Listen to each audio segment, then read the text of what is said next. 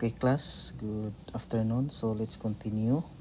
Let's have a problem for a one-way slab. So you have this problem. Design the indicated slab shown to be used as residential structure. Use FC prime equal to 21 megapascal. FC is 9.45 megapascal. Then your modular ratio N is equal to 9. Fy is 276 and Fs is 124 megapascal, and use appropriate bar diameters, and also use 1:1 or 1/1 bent up bars, and assume that the adjacent slab has the same reinforcement as the analyzed. So you are given the slab to be designed, this one, with an X mark. So as you see, at this slab, this is the short side since that is 3 meters, while this side is the long side which is 6.2. So for the short side, you will consider the 3 meters, and then that is continuous since you have another slab at the next portion of your design slab. If you have to design this one, this is now the discontinuous slab, and this one is continuous. So one end continuous if in that case. So let's have the solution for this one. You are given, by the way, this is the framing. Okay, this is the framing. So for the solution, first you have to solve for M. So M should be less than 0.5, so that you can have a one-way slab. So therefore, you have the short side equal to 3 meters, and then the long side equal to 6.2. So you divide 3 divide 6.2, so that is 0.484. So therefore, that is less than 0.5, so you have a one-way slab. So and then we will consider a 1 meter strip, considering only the short span or the short side. You are to consider 1 meter strip. So you have this thickness,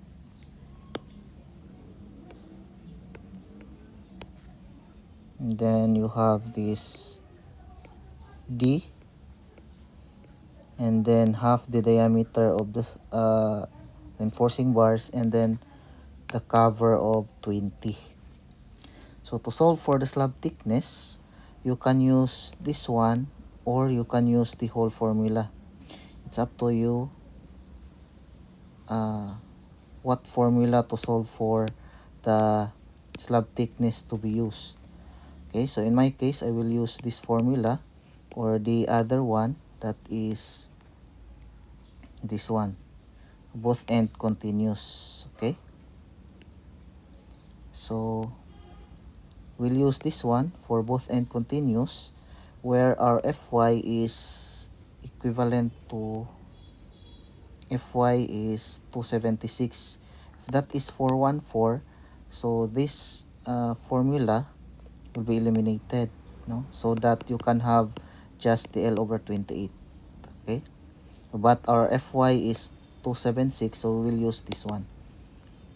So let's have our L, that is our S here, that is the short span, that's equal to 3 meters. So convert that into millimeters, so multiply that by 1000. So that is 3000 millimeter divided by 28 multiplied by this one. So that's equal to 85.10 millimeter. So round it up to 86. And using the 12 mm main bars, so normally the appropriate bar diameter for slab is 12 mm for the main bars, and then for temperature bars, that is 10 mm. Okay, but you can use 16 mm, okay, for the main bar, but for the minimum main bar diameter, it should be 12 mm. So from the formula of thickness, you have thickness is equal to the effective depth, D, plus the half of the diameter of the bar plus the 20 millimeter cover. So you have the thickness equal to 86, and D, you have to solve for D, then 1/2 times 1/2 of the bar diameter, and then plus the cover. So all in all, you have D equal to 60 mm. Okay, and then we'll have the loads. So for the loads, it is stated in the problem that it is used for residential. So in your case, if that's residential, maybe I will just give you the data for the loading live loads from the NECP code.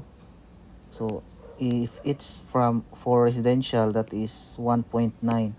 If it's for a commercial, that is maybe 2.5, I think, or 2.6. So it depends on the usage of the building.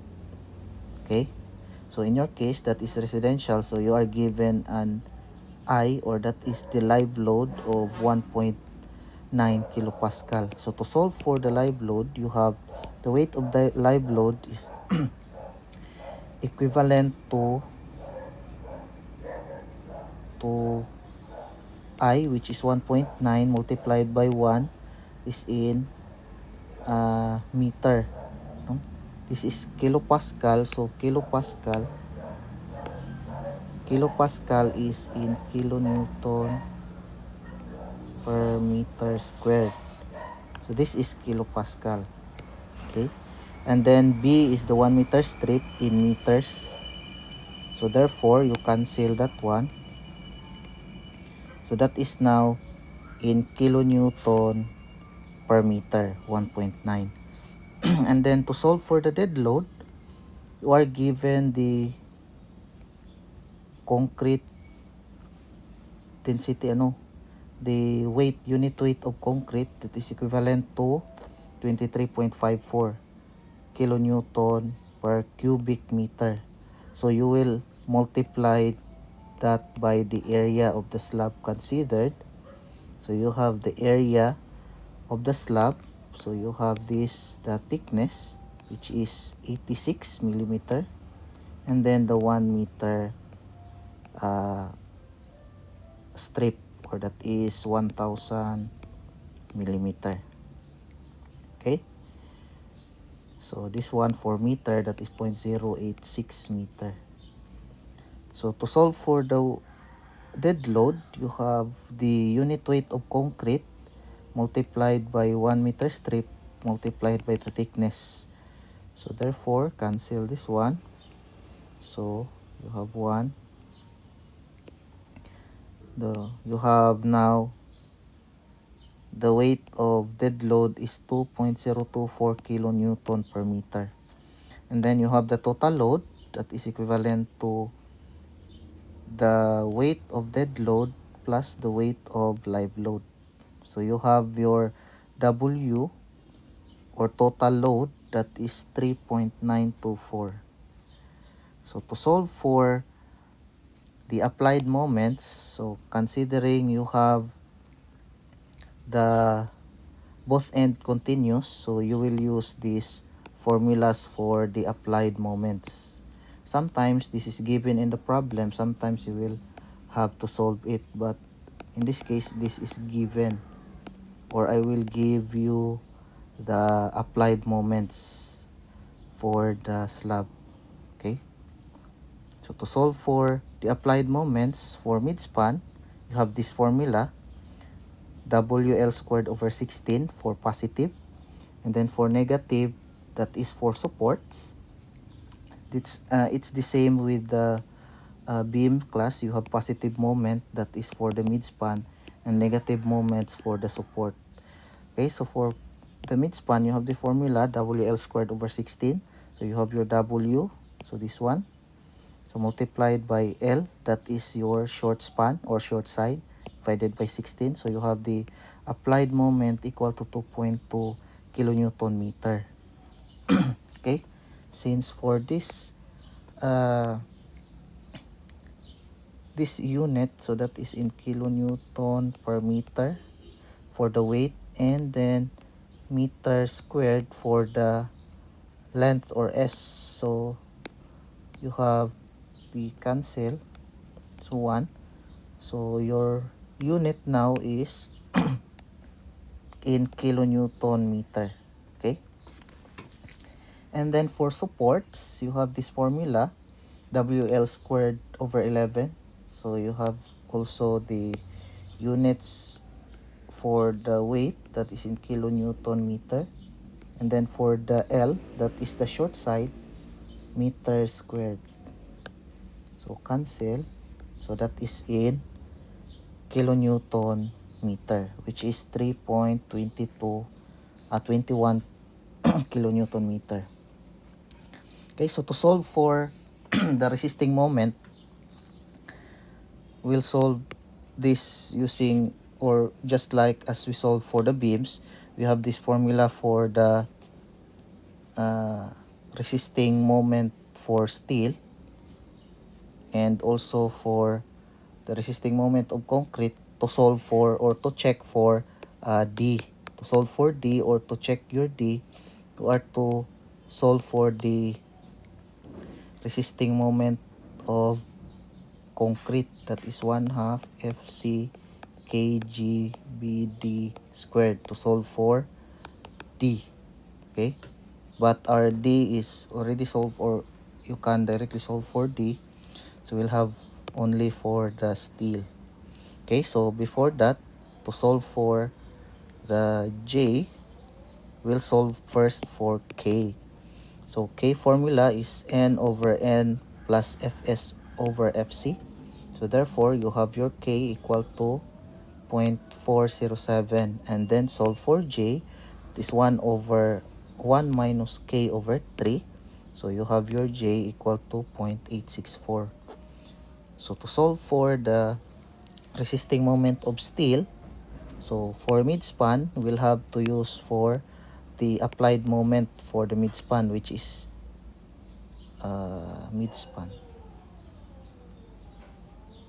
2.21. Okay, so you have your resisting moment of steel is just equal to the applied moment for the midspan, so which is 2.1 kilonewton meter. So to convert kilonewton meter, so that is kilonewton meter, convert that to newton millimeter, so that is 1000 newton 1 kilonewton, and also 1000 millimeter 1 meter. So cancel. So therefore, that is 1 million newton millimeter. So that is 1 2 3 4 5 6 zeros. So you have 1 times 10 power of 6 newton millimeter. So you just have to multiply this one to 2.21. So that is times 10 to the power of 6. You just count the number of zeros, you have the exponent. And then given Fs, that is 124, you already solved J, that is 0.864, and then already solved the D, that is 60. So you substitute to the formulas. So you have your AS, the area of steel required for the midspan, is 343.74. And then to solve for the number of bars, you have NB is equal to AS over AB, the area of steel, divided by the area of bar diameter. Okay, so you have the 343.74 divided by pi over 4 times 12 squared. This is the diameter of the main bar. So you have 3.04 per meter. Okay, 3.04 bars per meter. So solving for the spacing, you divide, or spacing is equal to the B, that is the 1 meter strip, okay, divided by the number of bars. So you have 1000 millimeter divided by 3.04. So therefore you have 328. So spacing, class, should not be rounded up. It should be always round down for the spacing, so that can have the your number of bars, no? So for the number of bars, first, you don't have to round it off. For the spacing, you have to round it down. Unlike the dimensions, for dimensions, you should round it up always for dimensions. But for the spacing, you have to round it down. Okay? So from the SCI specs, okay, from the SCI specs, for the minimum spacing for the main bars, that is 100. For the maximum spacing, you have 3T or 450, but you have your T equivalent to 86, so 3 times 86, that is 258. So therefore, that is minimum 100, and then your spacing is 328, and then the maximum is 3T, that is 258 or 450. So it should be that your spacing is greater than but less than. Okay? So therefore, you will use your spacing equal to 258. Okay? Since it should be that your S is less than 258 or 450, but 258 is less than 250, so you will use 258. So therefore, you have to use your spacing equal to 258. Okay? And then, therefore, you have used 12 mm beam diameter bars at midspan at 258 millimeter on center, and extend to the support since you have the bent up bars. Okay, so this is for the midspan, this is for support. So 1:1, meaning 1, then 1 bent up. Okay, so next is to solve for the supports resisting moment. So we'll have just use the steel resisting moment. So for the support, you have 3.21. So substitute the values. You have 3.21. Then your AS is equivalent to 499.37. That is the required area of steel for the supports. Okay. Then using bent up bars, extend midspan reinforcement to support. So number of bars is equal to the B divided by S for 1 meter. So you have 1 meter or 1000 millimeter divided by 258. That is the spacing at the midspan. Okay. Since we will use the bent up, so continuous, our reinforcement should be continuous up to support. So extend. So therefore, you have the 1000 millimeter divided by the spacing of the midspan is 258. So therefore, you have the required number of bars of 3.88 bars per meter width. So for the total area of steel provided by bent up bars, that is times 2 from the adjacent slab. So therefore, you have your AS equal to NB times AB. So NB, or the number of bars, that is 3.88 multiplied by the area of 1 bar diameter. So you have pi over 4 times 12 squared. Then times 2, that is from the adjacent slab. Since you have this slab, adjacent slab, you're bent up, adjacent slab. So you have your bent up.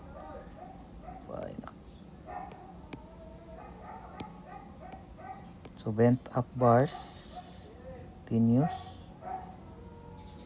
Okay, so that is times 2. So therefore, you have AS equivalent to 877. So therefore, instead of having additional reinforcement, since your AS provided is greater than the AS required, no need of cut-off bar, since if your spacing in your midspan to solve for the AS, if that is less than the required, no, for example, you have this AS equivalent to just 400, so therefore your AS provided from this spacing is less than the required steel for the support, so you need the cut-off bars.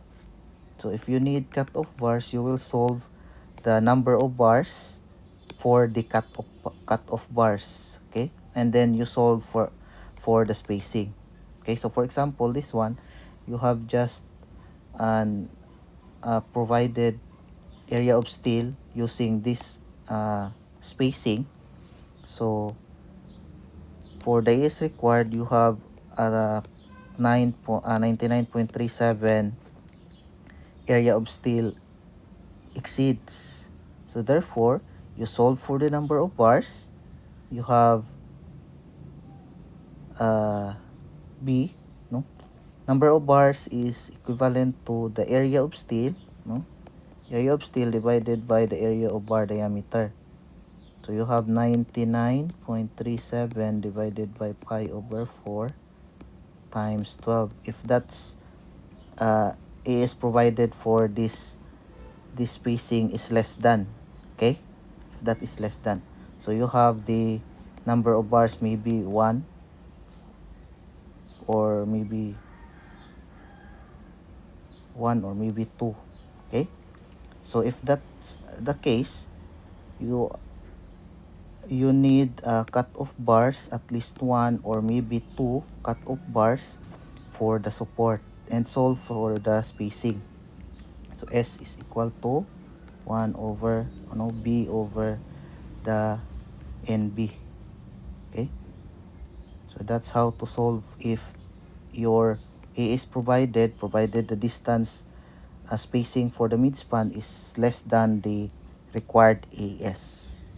Okay, so in this case,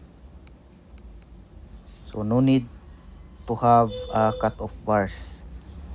So next is the strain gauge and temperature bar, which is the 10 mm diameter bar.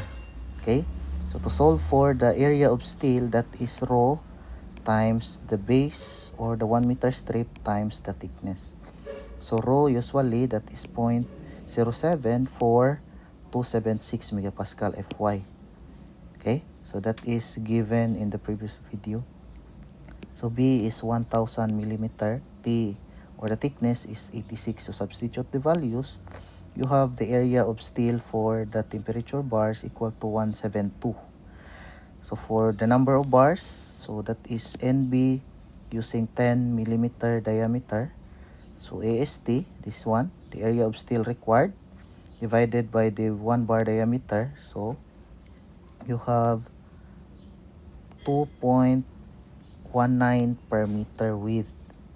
Okay, so to solve for the spacing, you have S is equal to B over NB. So 1000 millimeter divided by the number of bars, so that is 456. Okay, so from the SAI code, it should be that your S is less than S is less than 5T or 450. Okay? So to solve for 5T, that is 5 times 86 equivalent to 430. And then you have your S equivalent to 456. So therefore, that is greater than 430. So you will use 430, okay, for the spacing. So therefore, use 10 mm diameter bars at the support and midspan at 430 on center. And draw the detail, reinforcement detail. So by the way, for the cut-off bars, this one, okay, so this is 6 meters, 6 point, I think 6.2. So this is L over 4, L over 2, and L over 4.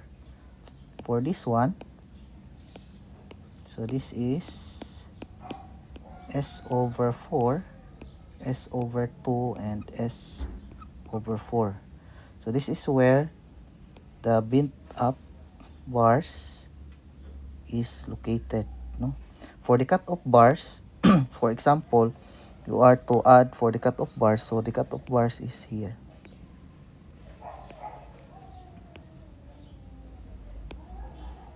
So it depends on how many cut-off bars additional and also for the spacing. So you will solve that, okay? And this is from the adjacent span. Okay, sometimes for the cut-off bars is overlapping for the support. Okay, so that is how to solve the problem. Thank you.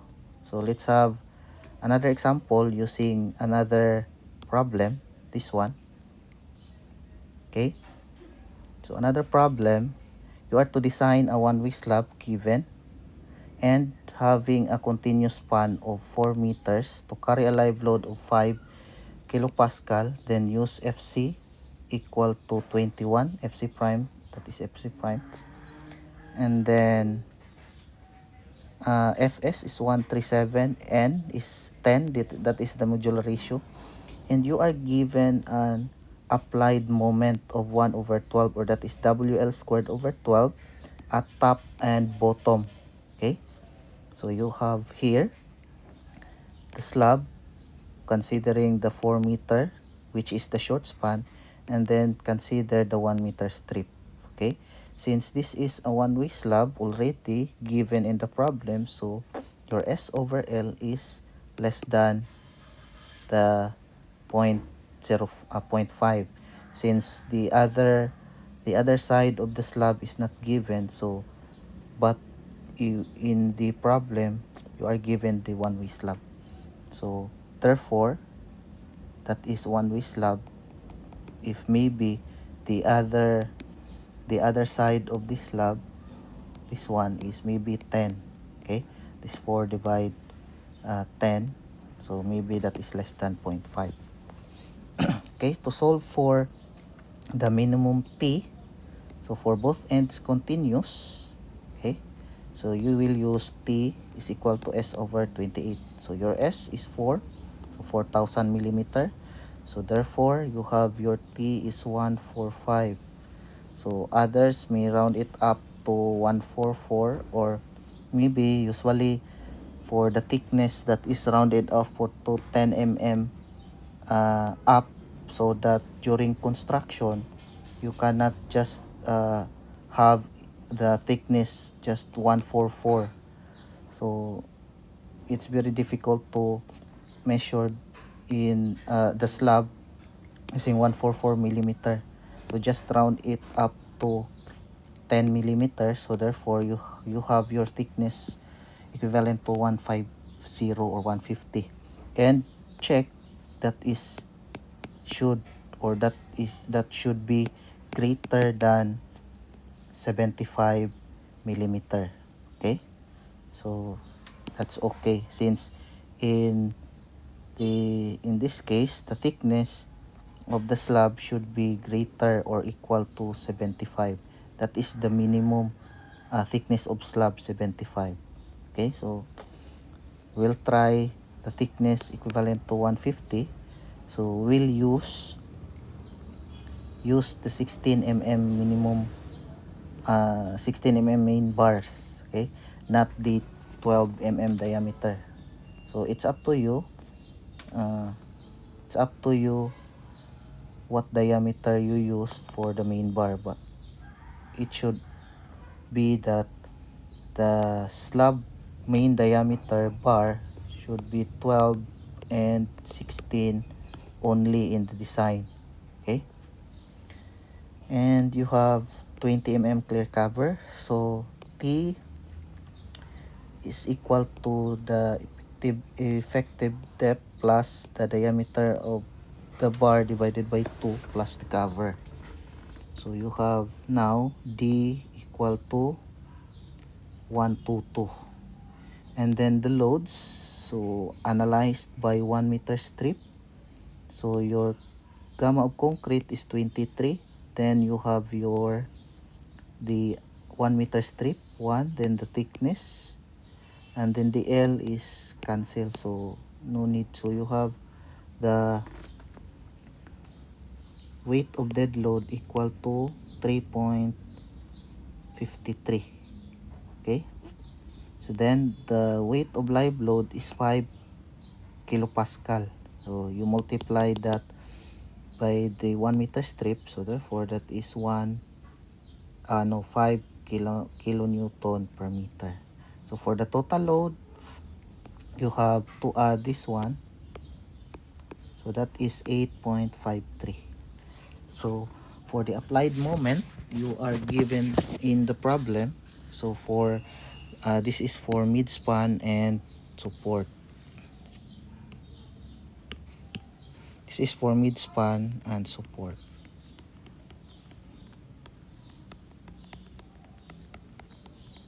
Okay,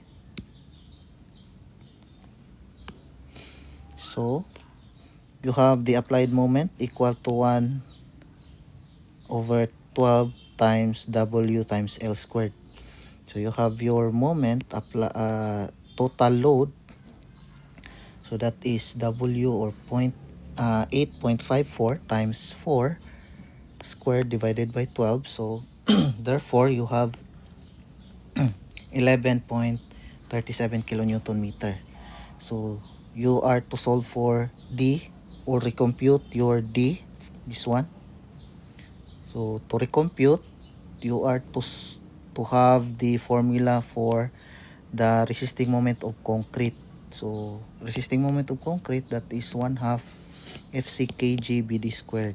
Okay, so for the, or so in my case, I will not have the R. It's because if you round it off to R, so maybe your answer would differ. So your MC is equal to your moment, or applied moment. So you can have MC that is 11.37 times 10 power 6 Newton millimeter equal to 1/2 times FC, by the way, is 0.45 of FC prime. So therefore you have FC of 9.45, and then K, that is 0.408, J is 0.864, and then B is 1. B is 1000 D squared.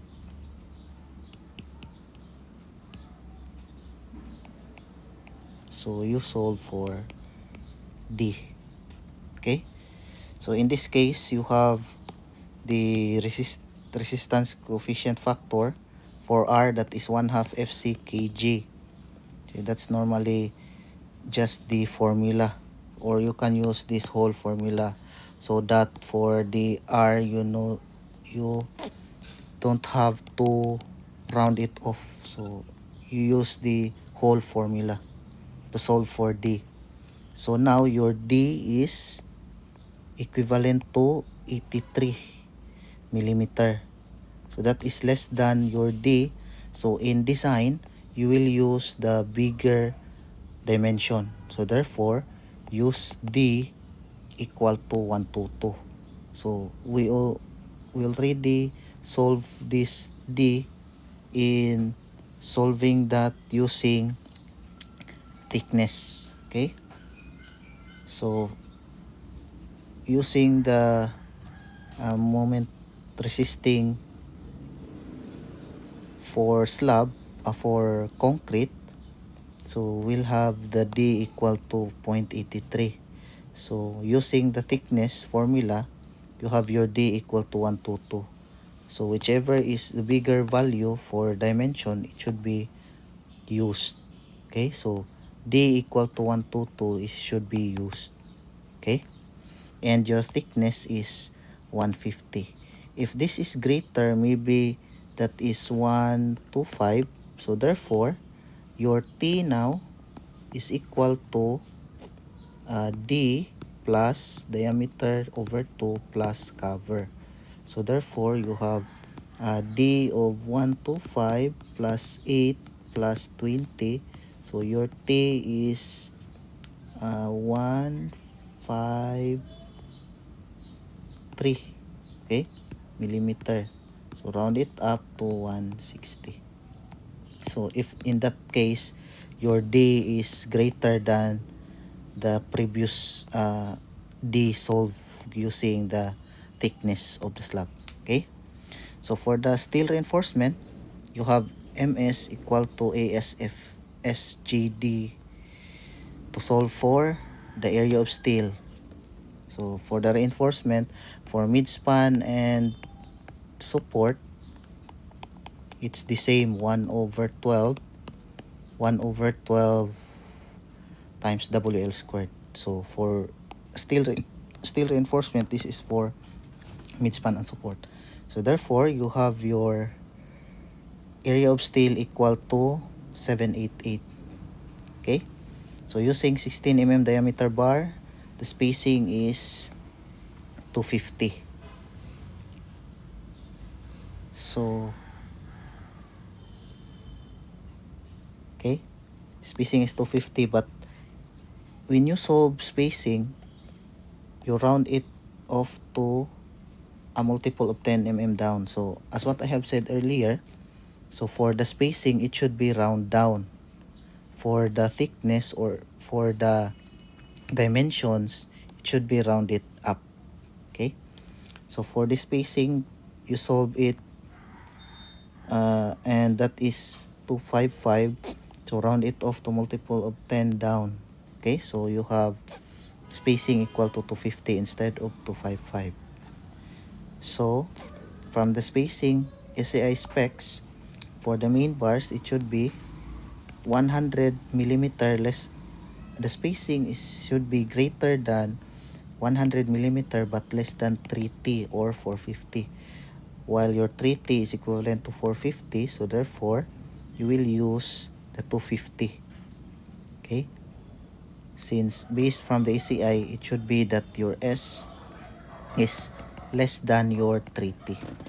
So where your S is where your thickness is 150, so you have your 3T equal to 450. So therefore, you will use 250 millimeter. So therefore, use 16 mm diameter bar at 250 on center of main bars. By the way, this is cut-off bars. Cut-off bars. Okay, so for temperature bars, you have Fs 0.5 of Fy. So therefore, you have your Fy equivalent to 274, but normally that is 276. Okay, so AST, that is 276. So therefore, your rho is equivalent to 0.002 multiplied by the base times the thickness. Base is 1 meter strip, thickness is 150. Therefore, you have your area equivalent to 300. And then you have, since the minimum or the standard diameter of bars used for temperature bars is 10 mm. So you will have the spacing of 10 mm. No need to have the number of bars, it should have the number of spacing, the spacing of the temperature bars. So you have the formula, the base times the area of bar diameter, 1 bar diameter divided by the area of steel required. So you have the 1000, that is the base, area of 1 bar diameter using 10 mm, and then the area of steel required. Okay, so therefore you have the answer 261. This is spacing, so round it down to 10 millimeter, multiple of 10 millimeter. So from the SAI specs, you have your S should be less than 5T or 450. Your T is 150, so you have 5T equivalent to 750. So your S is 260, so therefore use S equal to 260. So therefore use 10 mm diameter bar at 260 on center temperature bars. Okay, so for the shear, for checking for shear, you have you you are not required to solve for steel you are not required to solve for the shear for the slab. So I think you can solve for checking for shear or maybe not. Okay, so since computation for shear in slab is not necessary, you can just solve for the checking of shear or you can just leave it. Okay, but for this example, maybe we can just solve for checking for shear. Okay, so for the checking for shear, you have the same formula for beams. Okay, so the same formula. So you have the shear diagram for the slab. So you already have the W, that is 8.54. So you have the formula, therefore you have the maximum shear, V max, equivalent to 17. And then you have your D, so therefore you have the ratio and proportion, V over 1.878 is equivalent to 17, that is the V max, over 2. Okay, since that is the midspan, span is 4, so therefore you have 2 meters at the midspan. Okay, so therefore your V is 16.02. Using the allowable shear stress 0.8 to 0.09 FC prime, so therefore you have V allowable shear of 0.412. By the way, you can solve or you can check for the shearing, or you just leave it, or for this is just for checking, so no need to solve or to check for shear. Okay, so for the actual shear, this is just the review from the beam formulas. So actual shear is equal to the shear, that is 16 divided by B times D. So you have your actual shear equal to 0.131. So you have the excess shear carried out by the stirrup, since in slab we don't have any stirrups for slab. Okay, so you have just the rebars, main bars and the temperature bars. And for shear, that is just sold to have as stirrups, no? So no need to provide with reinforcement. So in that case, no need to solve for the shear and also for the band stress. But in this case, he solved for the band stress, so we'll just discuss for the checking. So allowable band stress, you have this formula for top bars. Normally this is for support, since that is top bars. So you have your allowable band stress to 2.056 megapascal. Then the actual band stress is mu is equal to V over the summation of OGD. So you have your actual band stress equal to 0.805. Then the allowable is 2.06, so therefore okay. Okay, so for a continuous span slab, cut-off bars and bent-up bars for beam can be applied. So reinforcement details. So this is your S short span is 4, this one. You can have the bent up bars, or you can have just the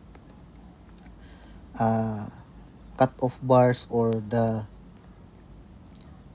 reinforcing bars for the midspan, or that is the temperature bars. No need to have bent up bars for the temperature bars. So this is the cut off bars, 500. Distance is spacing is 500. Then this is the main bars, 16. Okay, spacing is 250.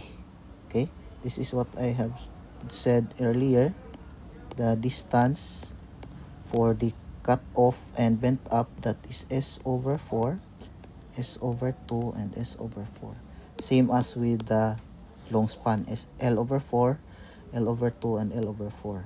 Okay, so this is the